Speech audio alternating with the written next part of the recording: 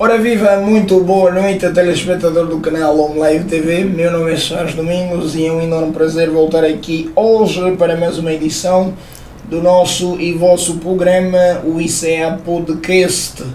Hoje é domingo, dia 31 de agosto. O mês que dá agosto está a terminar e é hoje o último dia para o mês de agosto. Estamos aqui, como disse, para mais uma edição. Esta aqui é a 41ª edição do nosso e vosso podcast. O podcast que já é regra, que já é habitual aos domingos às 19 horas. Estamos aqui hoje para mais um assunto, um tema atual e atuante, e vamos hoje falar sobre a saúde reprodutiva feminina e os impactos do aborto. Também é um tema bastante sugestivo e por isso mesmo eu convido a você que está desse lado a manter-se aí, a partilhar os links para que mais pessoas se possam juntar aqui à nossa transmissão. E para a abordagem desse tema interessante, atual e atuante, nós trouxemos aqui duas figuras, duas pessoas a quem considero bastante. Aliás, se não fosse assim não estavam aqui hoje. E eu refiro-me ao Manuel Diando e também a Suzete Gonga, dois niggas da Sentada Cultural, quem me dera ser onda. Suzete, Manuel, boa noite. Boa noite, Caxinho. Boa noite, sim. Sejam bem-vindos. Obrigada. À Sede Digital e concretamente ao ICA Podcast. Obrigada, é um prazer estar aqui, Manuel Caxinho. Ficam à vontade, tá? Ficam à vontade. Lá em casa não se preocupam, nós nos conhecemos de outras vidas e é natural que a essa altura de campeonato tenhamos assim aquele congelazinho, né? Aquele congelarzinho, aquele friozinho. É normal, tá? Mas daqui a pouco, com certeza, eles vão começar a falar para nós aquilo que eles estudaram e prepararam para o nosso e vosso programa. Desde já deixa-me mais uma vez estender o convite a você que está aí desse lado a partilhar os links. Nós queremos aqui mais pessoas e nós hoje temos aqui coisas interessantes para se abordar. Quando se fala de saúde reprodutiva, assim, um conjunto de fatores inerentes a esse tema que podem, de alguma forma ou de outra, constituir tabu no seio familiar, se calhar no seio religioso, mas nós aqui já sabe, o nosso fã não tem nenhum assunto proibido, né? Então nós hoje nos propomos a levar até vocês esclarecimentos micros e talvez macro sobre este tema, sobre este assunto, a saúde reprodutiva feminina e os impactos do aborto. Você que está lá em casa a nos acompanhar, já alguma vez se perguntou de alguma situação, qualquer que seja, relacionada à saúde reprodutiva feminina? Se calhar você sabe o que é o aborto, mas as causas por trás do aborto, todos esses fatores inerentes à saúde reprodutiva feminina, é o que nos faz sentar aqui hoje para então levar até você os esclarecimentos que se impõem.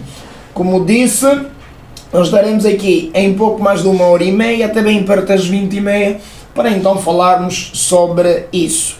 E sem mais delongas, eu vou convidar mais uma vez os meus convidados, passo o pleonasmo, a se apresentarem lá em casa, a falarem da sua área de formação, se necessário for, para que nos possamos então conhecer a todos. E vamos começar por si, Manuel. Ok, de antemão, quero agradecer o convite que me foi dado para aparecer aqui no podcast, visto que é uma honra, mas em contrapartida também gostaria de saudar os telespectadores que se encontram em casa, dizer que sejam bem-vindos ao podcast. Para já, eu sou o Manuel Diando Francisco, mas as pessoas conhecem-me por Manuel Diando. Sou técnico médio de análises clínicas. Acho que é tudo. Obrigado, Manel. Obrigado, Manuel. Vamos a seguir também com a Suzete. Suzete, por favor, tenha bondade. Agradecer o convite que me foi dado. É um prazer estar aqui nesta edição do podcast E saudar a família lá em casa e enviar saudações também a você que nos assiste. Suzete Gonga é o meu nome, técnica média de enfermagem, auxiliar de farmácia e oradora também. Nós agradecemos Suzete Gonga e eventualmente com as suas múltiplas funções vai aqui hoje também ser chamada, né, claro, com o panorama da enfermagem, o curso da enfermagem, trazer aqui um leque de informações que queremos úteis para vocês lá em casa. Nós estamos a transmitir através da Home Live Sede Studio no Facebook e também no YouTube para você que nos acompanha. E como dissemos, você precisa partilhar os links para que o algoritmo do Facebook releve a nossa transmissão e eventualmente as pessoas se possam juntar aqui a nós, porque afinal este conhecimento só será proveitoso, só será útil se todos vocês se juntarem aqui a nós. E vamos começar então a nossa conversa, Suzete Manuel, já assim perguntando o que vocês entendem por saúde reprodutiva feminina do modo geral. E eu gosto sempre de começar com o Manuel, né? Pronto, que está lá mais a distante. Manuel, o que é saúde reprodutiva feminina, de uma maneira genérica? Ok, é uma pergunta muito pertinente, uma pergunta que volta ao nosso podcast, mais em contrapartida, Soares. Eu acho que não é peculiar, ou seja, não é do modo bom começarmos a falar, dar uma ênfase sobre a saúde reprodutiva, sem antes nos debruçarmos aí para os telespectadores o que é isso, a reprodução, o que é isso, o aparelho reprodutor. O tema, ou seja, o tema saúde reprodutiva, ela faz menção a um nome, quer dizer que nesta frase, a palavra aí reprodutiva é a palavra mais importante. Então vamos recorrer o que é isso, o que quer se referir a isso reprodutivo. Na verdade aí nós queremos fazer menção ao aparelho reprodutor. Bem, o que é isso, aparelho reprodutor? Acho que as pessoas por vezes lá em casa podem estar, olha, o Manuel está a falar aparelho, não, sistema. Eu falo aparelho porque, segundo alguns livros de anatomia, ou seja, o conjunto de órgãos que representam o feminismo é aparelho, ou seja, um sistema é diferente do aparelho. O sistema, nós só temos o sistema nervoso e o sistema endócrino, de resto são aparelhos. Então o que é isso, aparelho reprodutor?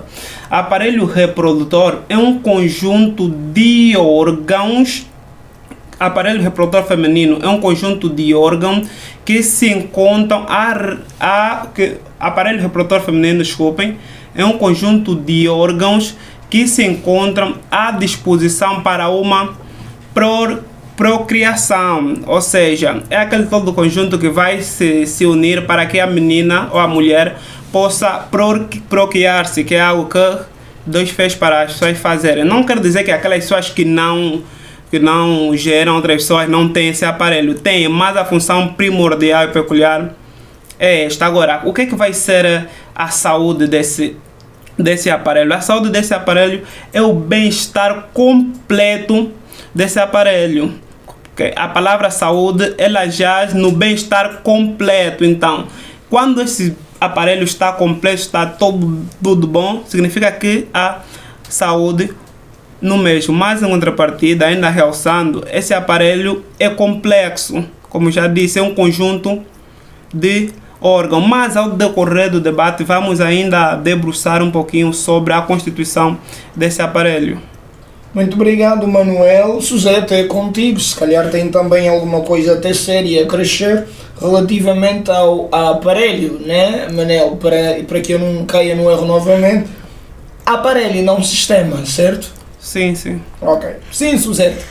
Como meu colega bem disse, esse aparelho é um conjunto de órgãos e esse aparelho está localizado, aparelho reprodutivo feminino, está localizado no corpo de uma mulher. Então, esse conjunto de órgãos que vai apresentar o bem-estar físico, psicológico, social, estamos a referir-nos ao corpo de uma mulher. Esse aparelho também permite com que a mulher possa, ou a saúde deste aparelho, ou o bem-estar deste aparelho, permita com que a mulher possa ter uma vida sexual saudável e também garantir com que ela possa ter a escolha de quando quiser ter filhos, como quiser e quantos filhos ela vai querer ter. Muito obrigado, Suzete, muito obrigado, Manuel. Está lá então lançado o desafio lá à casa. Nós estamos a falar de um conjunto de órgãos que combinados propiciam a reprodução. Nós todos, por incrível que pareça, quero eu concluir, somos resultado de um aparelho saudável. Ok. É isso, Manuel? Sim, sim. Pronto, se eu aqui arriscar um palpite e ainda bem que arrisquei o palpite e acertei na mosca, de forma muito, muito perspicaz. Agora, é importante aqui destacar que você que está lá em casa, se quer que mais pessoas saibam, precisa mesmo partilhar os links, porque fazendo isso você nos ajuda a atingir os nossos objetivos, que têm que ver com levar o conhecimento de forma gratuita e conhecimento de qualidade. Tá? Eu já aprendi que não se fala sistema, mas aparelho digestivo não diria, aparelho reprodutivo. Se calhar é porque não fiz digestão. Pronto. Manuel, diga-me então quais são os componentes desse aparelho reprodutivo, mas os órgãos. Mas se calhar deveríamos começar agora com a Suzete, senão a Suzete vai dizer que está sempre a me deixar no final. Sim, Suzete, conta-nos. O aparelho reprodutivo é constituído por vários órgãos. Órgãos estes onde encontramos o útero, as tubas uterinas, os óvulos e a vagina. Este aparelho permite com que haja reprodução da mulher e nos óvulos nós encontramos aí então a função de produção dos chamados gametas femininos.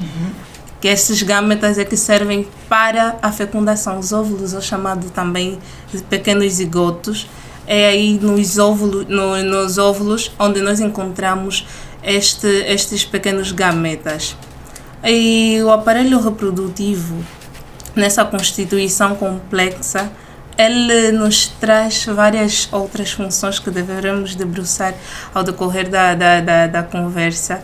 E fiquem aí atentos para poderem entender melhor. Muito obrigado, Suzete. Manuel, eu gostava que pegasses um bocadinho mais aquela componente dos gametas, eu não sei o que é isso, gametas, etc. Não sei se Manuel poderia botar luzes assim de forma um bocadinho mais consolidada. A Suzete enumerou aqui vários constituintes, mas se puderes, Manuel, faz favor, tenta aprofundar um bocadinho mais sobre essas coisas, gameta, não sei o que, pequenos quitos, enfim, melhor você do que eu para falar dessas cenas. Sim, Manuel, tenta nos ajudar. Mas deixa-me convidar-vos a partilharem já os links, também têm que acompanhar a transmissão, né? E aliás precisam alertar o pessoal lá em casa para que se possam juntar a nós. Então, Manuel, a Suzete e o Manuel vão aqui partilhar. Hoje é dia das partilhas do link. Nós temos que atingir aqui números incríveis e no finalzinho, se atingirmos a meta dos 50 em direto aqui, nós prometemos trazer aqui coisas agradáveis. Nós prometemos. Nós vamos entrar no Facebook, pesquisa Oma Live TV. Vai aparecer ali a nossa página e com certeza que você poderá acompanhar a nossa transmissão.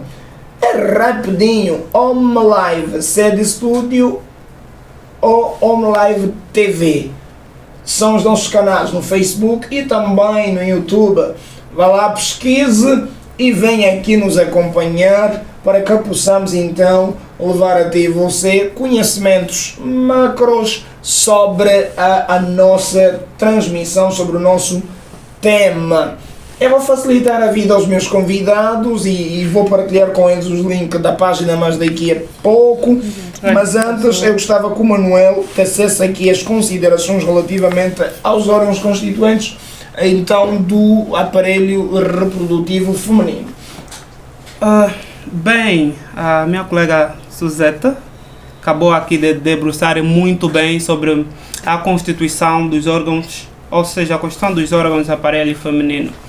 Bem, eu gostaria aqui de mencionar que os órgãos aparelhos femininos, ou os órgãos do aparelho reprodutor feminino estão constituídos em duas partes: os órgãos internos e os órgãos externos. Os órgãos internos são aqueles que nós não podemos ver, quer dizer que estão dentro da mulher. Já os órgãos externos são aqueles que nós conseguimos ver. Afinal, quais são esses órgãos internos, quais são esses órgãos externos? Bem, vamos começar pelos órgãos externos. Nos órgãos externos, nós vamos encontrar os grandes lábios, vamos encontrar os pequenos lábios. Pena que não temos imagem. É melhor Ok. que não tenhamos imagem. Do contrário, as pessoas lá em casa se iam escandalizar. Assim mesmo. Ok, temos os grandes lábios, depois temos os pequenos lábios. Temos também lá o clítoris, que é aquela parte que quando eu era criança as pessoas chamavam aquilo de feijão. Usávamos este nome para chamar aquilo, o clítoris.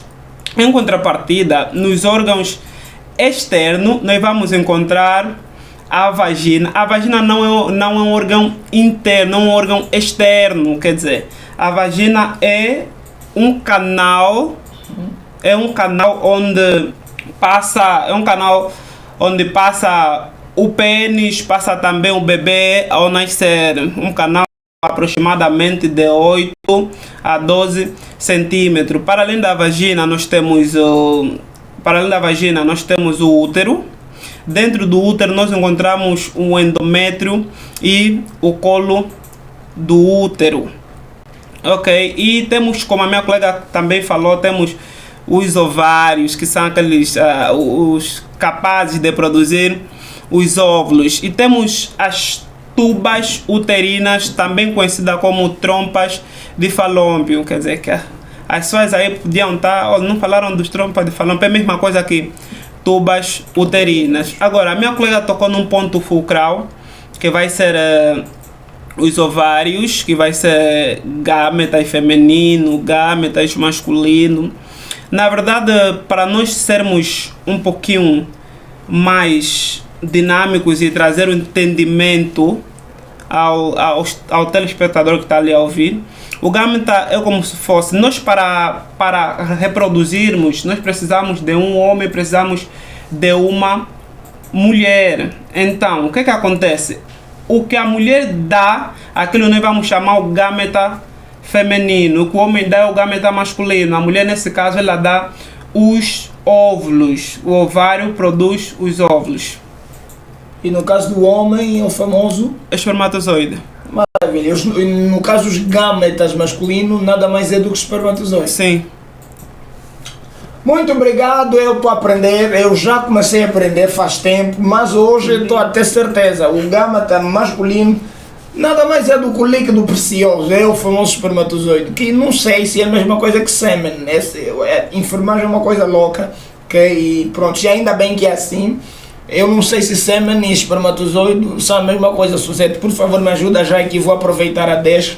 Ainda bem que perguntaste, porque essa deve ser a dúvida de muita gente lá Eu em casa. por acaso também tenho essa. Quando nós falamos de sêmen, quando nós falamos de gametas, quando nós falamos de espermatozoide, estamos a nos referir à mesma coisa, à mesmíssima coisa. Muito obrigado, Suzete, e nós continuamos aqui desse lado. Eu já partilhei os links com os meus colegas, isso eu não sei se já receberam. Já Então vão recebemos. lá e partilhem os links com os vossos contactos para que estes se possam juntar aqui à nossa transmissão. A nossa transmissão, como dissemos, vai até perto das 20h30 e como o tempo e a maré esperam por ninguém, nós vamos avançar com as questões inerentes. Caríssimo Soares, Sim, eu gostaria não desvalorizando o comentário da minha colega, mas eu gostaria de dar um parecer que me leva discordando o comentário da minha colega. Correto. Ok, de acordo às minhas faculdades mentais, o sêmen e o espermatozoide são cenas diferentes. Por quê? Porque o espermatozoide é uma célula. É a célula reprodutiva masculina. Já o sêmen é o conjunto da célula e o líquido que acompanha. Quer dizer, o Soares pode ter o sêmen, pode relacionar-se sexualmente com alguém e sair o líquido, mas neste líquido não tem espermatozoide. Este é o caso que nós vimos em muita gente. Ele diz, olha, eu faço relações sexuais, mas em contrapartida o líquido sai, eu não engravido. Quer dizer, ele tem aquele líquido que nós chamamos de sêmen. Já o espermatozoide é a célula que vai ficar aí dentro do sêmen. É que nem o ovo e a gema. Assim mesmo. Então, o ovo ela vai proteger a gema. O espermatozoide é uma célula que fica aí e o sêmen é quem protege. Protege do que, afinal? Protege de muitas coisas. Como, por exemplo, existem casos, o sêmen é algo totalmente alcalino. Por que é alcalino? Porque a vagina da mulher é ácida.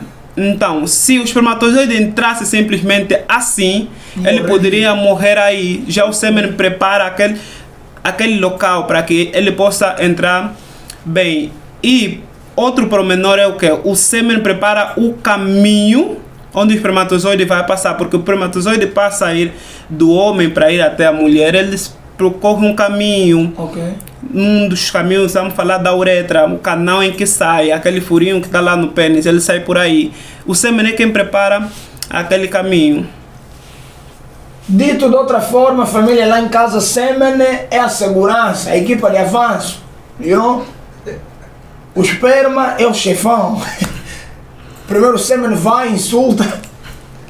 Eu não sei se estou a fazer uma construção correta, mas pronto. É assim mesmo, está lá em casa. Bom, muito obrigado, Manuel, por consolidar a teoria da nossa querida Suzete. E nós avançamos e também chegamos num outro elemento que é muito característico das mulheres, que tem a ver com a menstruação. E a pergunta é: o que é a menstruação? E quantos tipos de menstruação existem? Como é que podemos tipificar isso? Vamos começar por ti, Suzete, e quero pensar que será um discurso na primeira pessoa. Pois será mesmo. A menstruação é um processo cíclico que ocorre com a mulher quando ocorre a descamação do endométrio. Ou seja, a menstruação ela é o efeito resultante de um óvulo não fecundado. O organismo feminino, ele chega a um período que ele aguarda o óvulo para fecundar. E quando não recebe o espermatozoide para que ocorra a fecundação lá nas tubas uterinas, ele simplesmente é descartado, ou seja, é retirado do útero sob forma de menstruação. E essa ocorre nós chamamos cíclico porque ocorre em períodos, em ciclos, nós chamamos de ciclos menstruais. Então esses períodos, por isso é que é um processo cíclico. Segundo a OMS, a menstruação não é propriamente, não há tipos específicos de menstruação. Mas assim como a temperatura, existe anormalidades, não tipos de temperatura, mas anormalidades que podem ocorrer durante a fase menstrual. Esse tipo de anormalidades nós caracterizamos em saúde como forma de ciclos ou então sobre o volume. Nós temos a classificação de, por exemplo, a hipermenorreia, que é quando há excesso do líquido menstrual a um volume maior em relação ao normal. Também temos a hipomenorreia, que é quando há diminuição da menstruação. Ou então nós podemos classificá-la também de acordo aos ciclos, como a polimenorreia, onde os ciclos são mais encurtados, ou seja, existem, estou aqui a dizer ciclos e as pessoas aí estão confundidas ciclos, o que é? São os dias desde o início de uma menstruação até o final de outra menstruação, a isso chamamos, desde o início de uma menstruação até o início de outra menstruação, a isso chamamos ciclo menstrual. Existem pessoas que têm um ciclo de 26 dias, 28 dias, após 28 dias ela volta a menstruar, após 26 dias ela volta a menstruar. Então a isso nós chamamos de um ciclo completo menstrual. Então, quando a redução deste ciclo, nós vamos chamar de polimenorreia. E quando esse ciclo é alargado, nós chamamos de oligonorreia. Então, lá em casa, a menstruação não é classificada em tipos, mas sim de acordo às anormalidades que vão decorrendo durante o período menstrual. Obrigado, Suzete. Diando, conta-nos, tem aí alguma consideração a tecer sobre a menstruação? Eu não vou perguntar se já menstruou, porque é óbvio, né? Nunca. E ainda bem para ti. Não parece melhor, coisa boa, melhor. né? Acho que não é. Bem, a minha colega Suzete aqui debruçou e muito bem sobre a menstruação. Para realçar, o termo chama-nos atenção, menstruação. O prefixo deste termo, ele tem aí uma palavra mês, que vai simbolizar que menstruação é um ciclo que acontece mensalmente. Quer dizer, a infelicidade, ou seja, vamos falar que a incapacidade, o insucesso de uma gravidez é quem gera a menstruação. A pessoa só menstrua se não estiver grávida. Quer dizer, o que é que eu quero dizer com isto? Nós temos aí os óvulos, o ovário produz os óvulos esperando que ela fecunde, mas em contrapartida os óvulos não vão fecundar, então há uma necessidade de que esses óvulos possam sair. Nessa saída dos óvulos é que nós vamos chamar menstruação, mas não é só simplesmente os óvulos. Por quê? Porque o útero também vai precisar de uma manutenção, que nós chamamos aquilo de descamação do endométrio. Por isso é que muitas vezes há mulheres que quando estão a menstruar elas sentem muita dor, parece que estão até a cortar o útero, que elas por vezes elas chamam como dor, ela tem dor na bexiga, que não é dor na bexiga, são dores de baixo ventre. Então o que acontece aí? Há uma descamação no endométrio, alguma coisa como se tivesse a cortar, para que possa sair todo o sangue.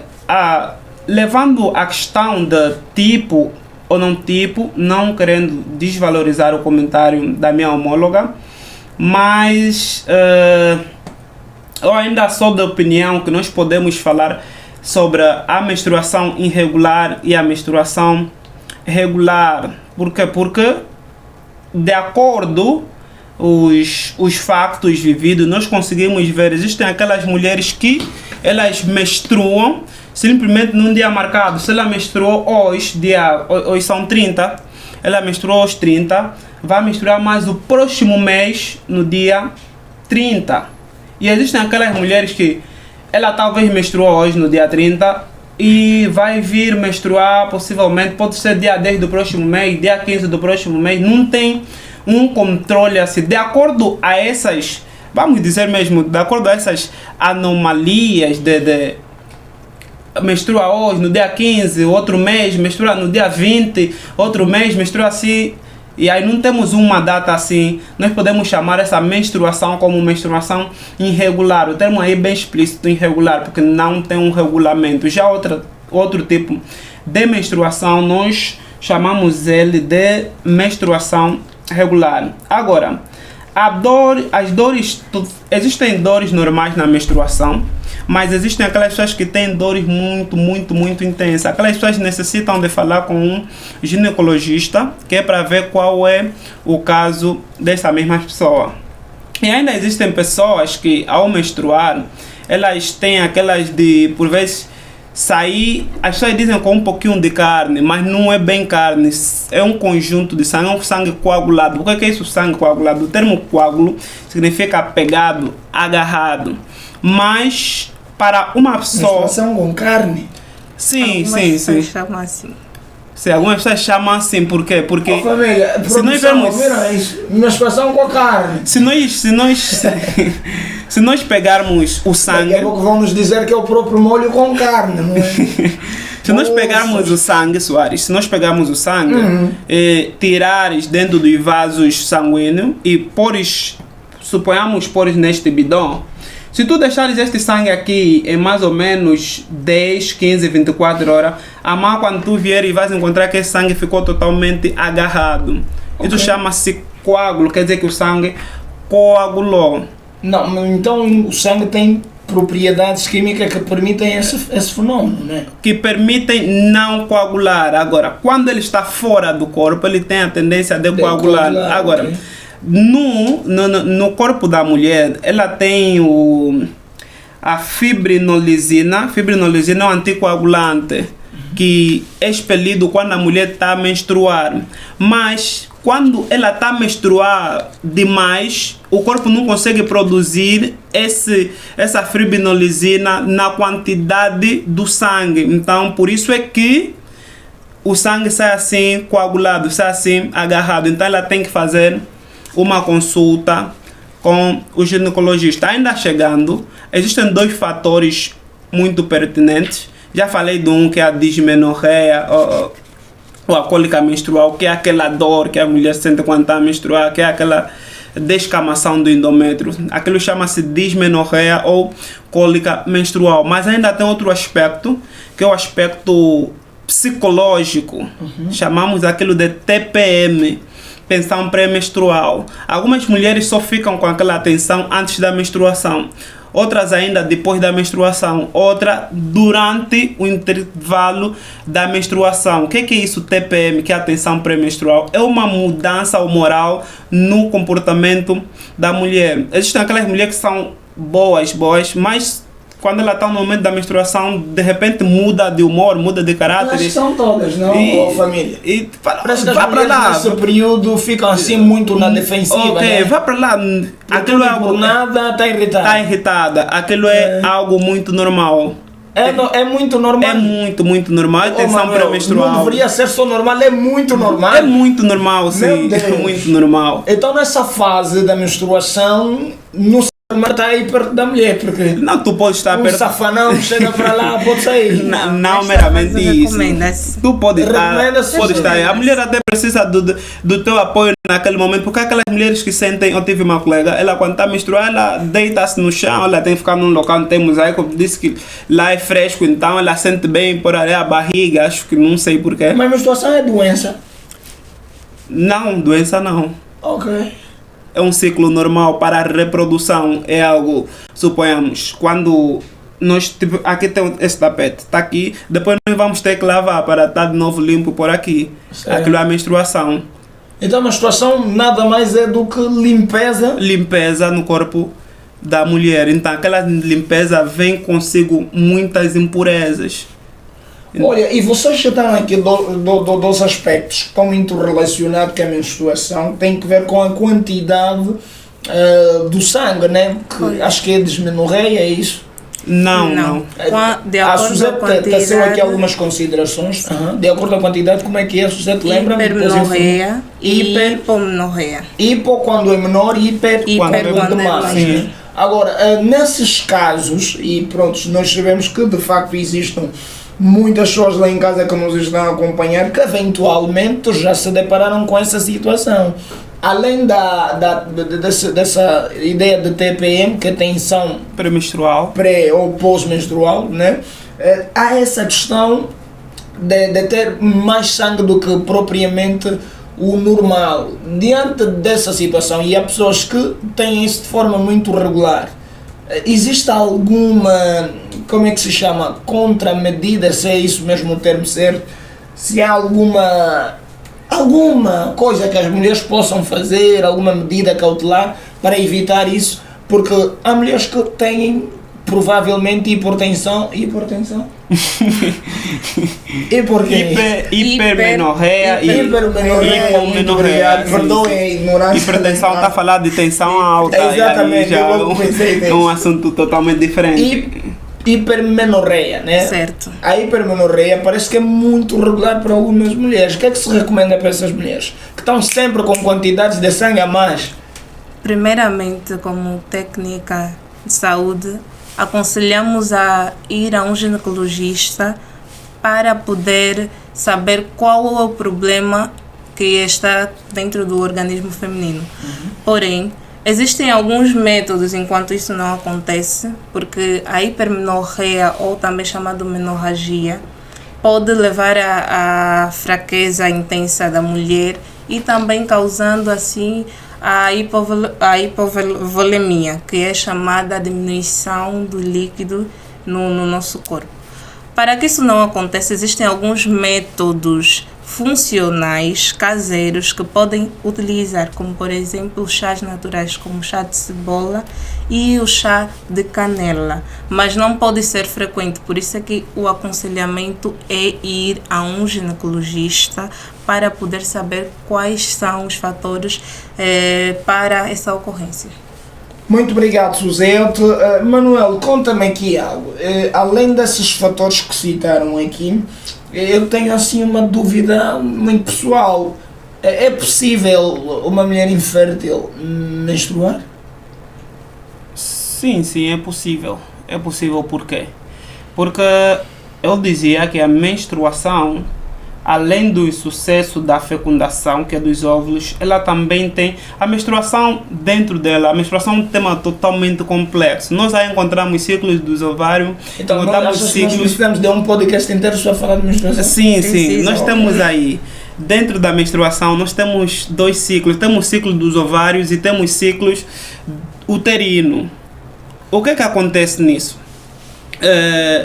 Uma mulher que não fecunda, ou seja, uma mulher que não gera outras pessoas, uma mulher infértil, ela pode menstruar. Aquela menstruação dela não vai ser como de uma mulher fértil. Por quê? Porque naquela menstruação daquela mulher simplesmente vai ser liberado aquela descamação do endométrio. Eu dizia na minha abordagem que durante a menstruação o útero vamos usar o termo útero é lavado. Há uma descamação no útero.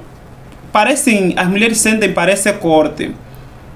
Aquela descamação não tem nada a ver com ser fértil ou não. Agora, os óvulos é que tem a ver com a fertilidade ou não. Então, na menstruação da mulher infértil, simplesmente sai o sangue da descamação do endométrio.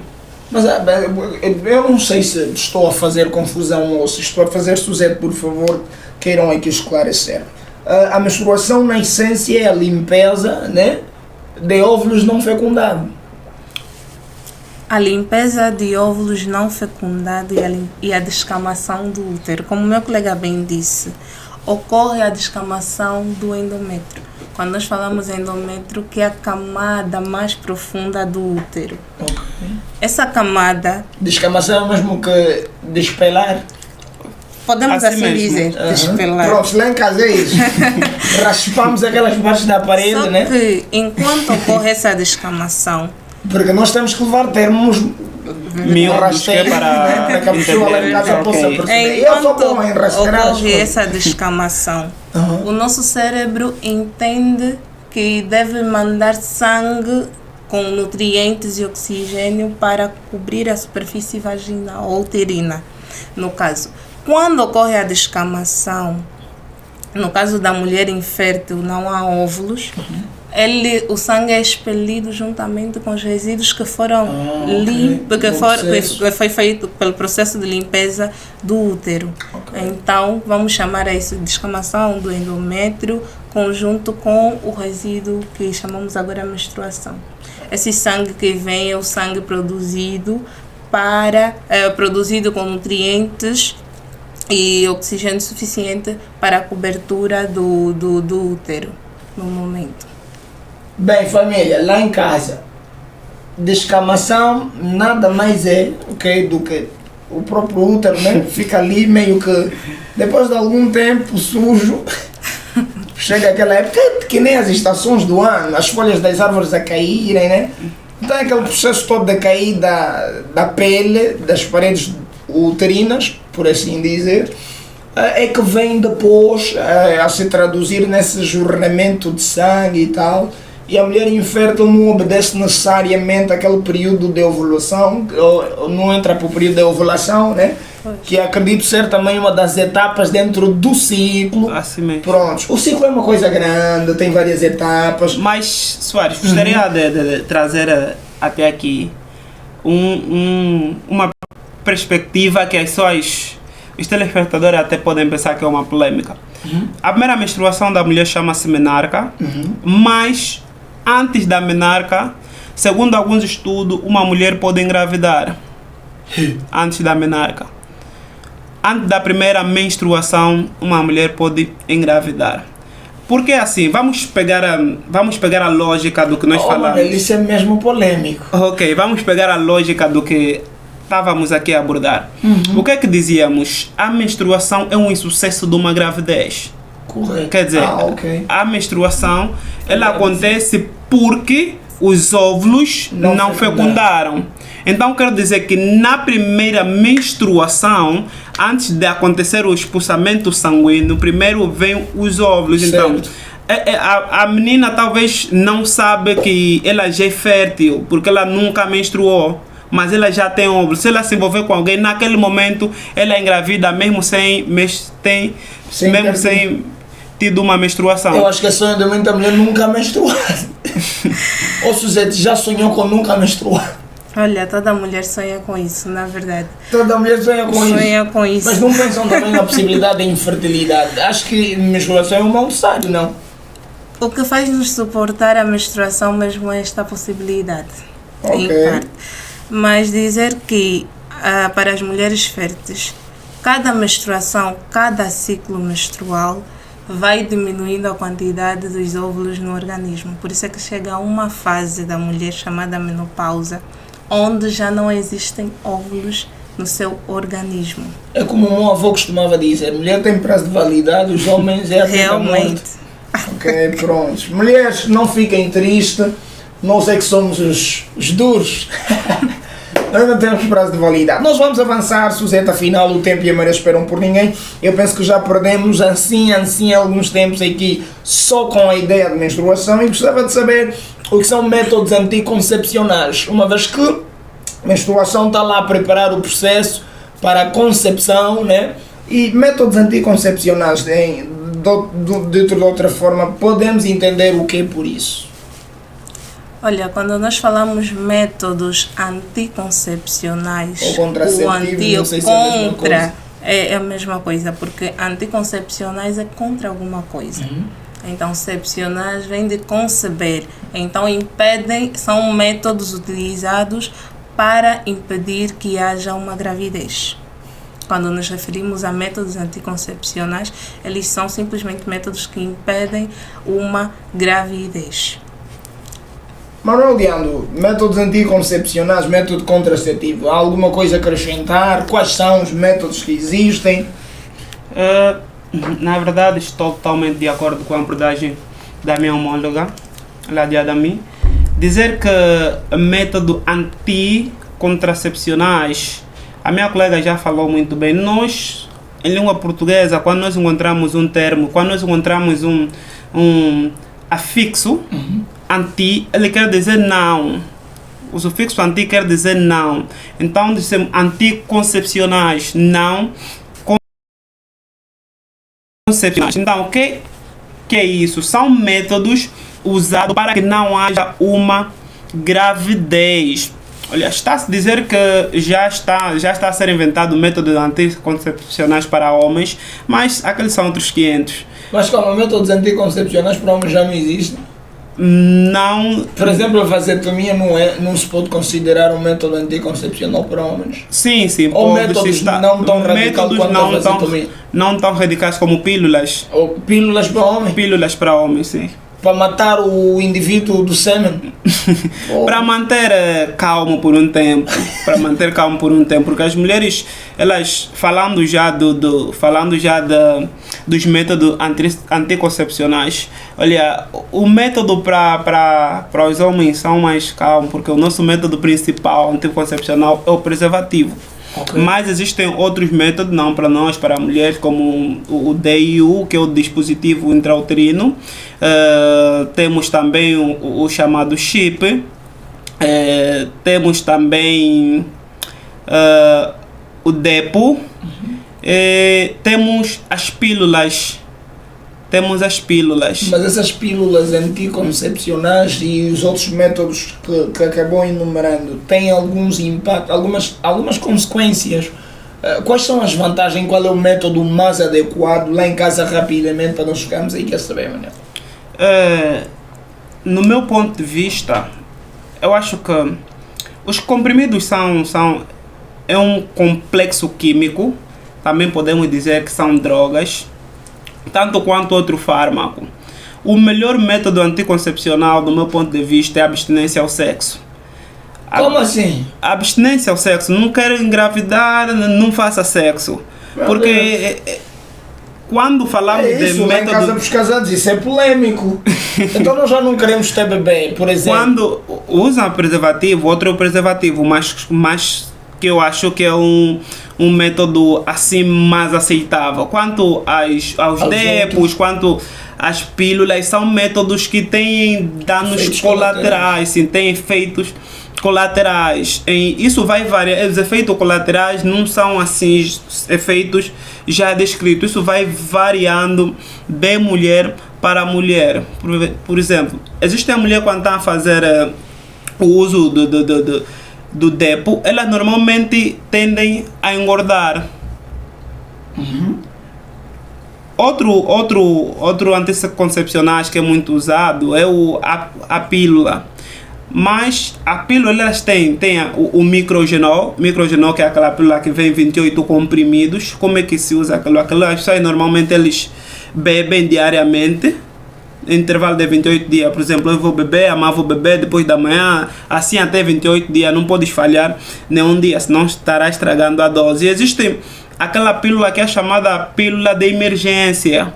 Como é que funciona aquelas? Por exemplo, Soares envolveu-se com alguém agora. Deixaste o sêmen aí, o sêmen, isso quer dizer que deixaste também lá já o espermatozoide. Então, tu não queres que possa fecundar.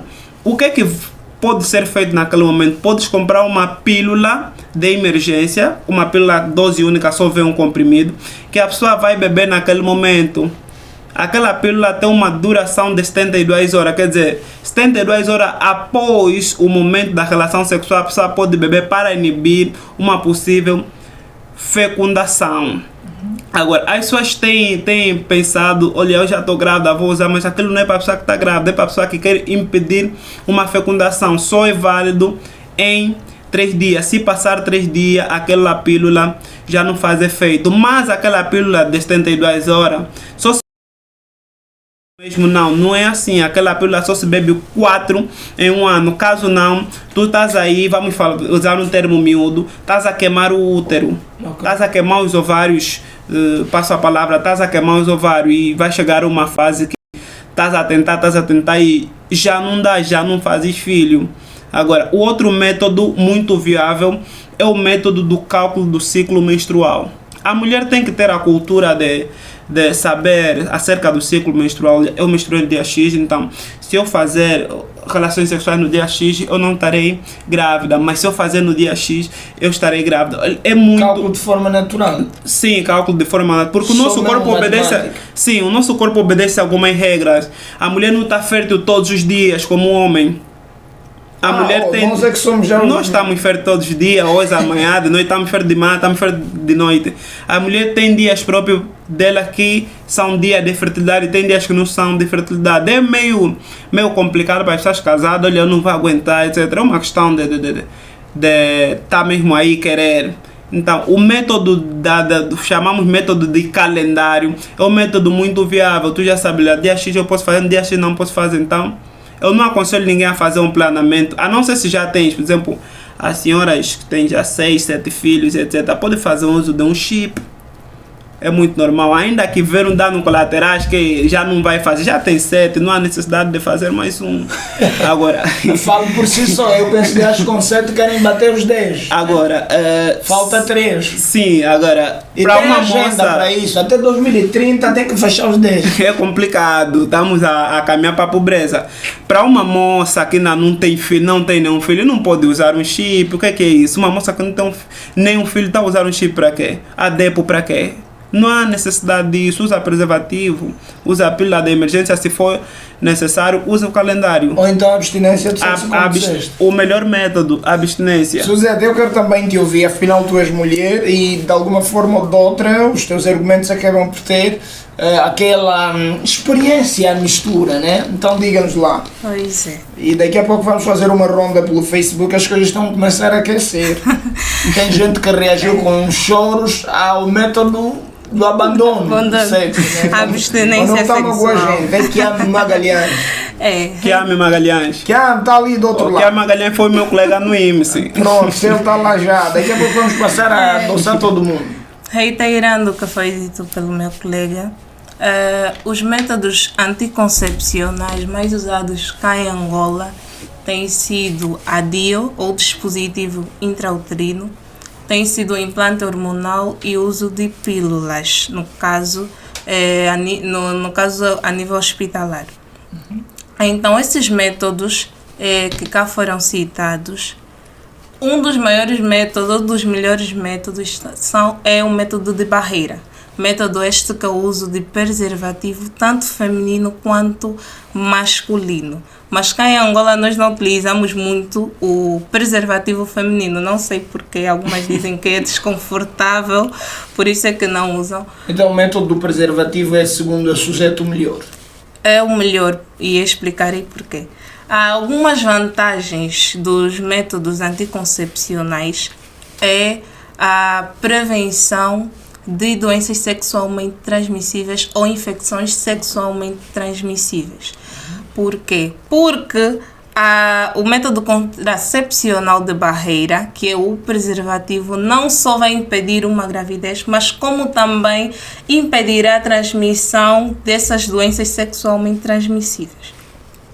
Agora, no caso de outros métodos, tem maior eficácia. Por exemplo, o implante hormonal, que é um pequeno chip colocado na via intradérmica da mulher e vai liberando hormônios para impedir a gravidez. Para todas as mulheres que não querem engravidar ainda, poderão utilizar também este método.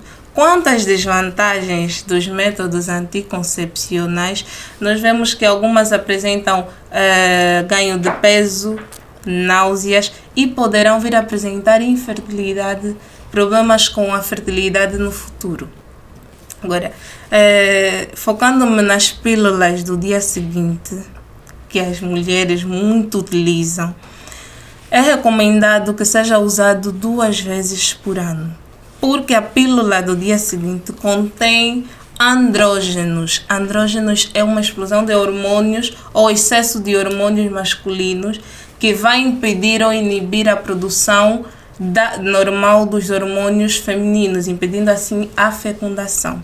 Então, quando nós usamos essa pílula 2 vezes em 6 meses, nós praticamente estamos a impedir a produção normal do estrogênio e a progesterona, causando assim anomalias não só no humor, mas também como na nossa saúde reprodutiva feminina, danificando e trazendo outros problemas como cistos ovários. Ok. Muito obrigado, Suzete, muito obrigado, Manuela. Estamos agora a fazer uma ronda rapidinha aqui no Facebook para darmos aqui os props, os cumprimentos a quem de direito, a quem merece. Kelvin Magalhães escreve no Facebook: o melhor método anticonceptivo é a abstinência ao sexo, Manuel, não podias. E ele diz ainda: gajo duro, estou ativo contigo, mano, força. A Edmila Martinho convida alguém e diz: bem, vem ver a live da minha irmã melhora. Parece que estamos aqui a fazer referência a Suzete. Edmila Martinho, um abraço, obrigado pelo carinho da tua audiência. Está também o Paulino Gaspar Dalla, que faça aqui questão de escrever apenas o nome do Manuel, Mr. Manuel, estamos aqui desse lado. Ele marcou presença e nós avançamos. Você lá em casa que ame Edmila, etc., vão partilhando os links para que mais pessoas se possam juntar aqui à live da tua irmã menor, tá? Ô Edmila, faça isso. Que ame, faça isso também. E já sabe, o melhor método é não te envolver sexualmente. doa quem doer, mas é dito de um analista. Quem sou eu para contrariar? Eu próprio também acho que seja um exagero, mas pronto, ele é que é o analista aqui. E hoje nós só estamos aqui nas vestes de apresentador. Meus, eu gostava agora de falar de uma questão que também está relacionada com a saúde reprodutiva feminina e tem que ver com, nós já falámos da menstruação, falamos agora também dos métodos anticoncepcionais, contraceptivos, sim. Prontos, eu penso que é a mesma coisa e gostava de saber de vocês o que é a síndrome do ovário plasticídio, uma coisa assim. Policístico, obrigado. O que é isso? Síndrome do ovário policístico, também conhecido como SOP ou SOP. Sim, meus queridos, tenham a bondade. Quando nós estamos a falar de síndrome, nós estamos a referir-nos a um conjunto de sinais e sintomas que podem demonstrar uma reação que está a ocorrer dentro do corpo. Ou seja, a síndrome não é propriamente uma doença, mas sinais e sintomas de que há uma normalidade dentro do corpo humano. Então, quando nós estamos a falar da síndrome do ovário policístico, como já foi dito de início, quando encontramos o poli, quer dizer que há excesso de alguma coisa. Nós estamos a referir-nos a mulheres que desenvolvem andrógenos. Ou seja, andrógenos, como foi dito de início, é a produção excessiva da testosterona, que é o hormônio masculino. As mulheres é que produzem isso? As mulheres produzem.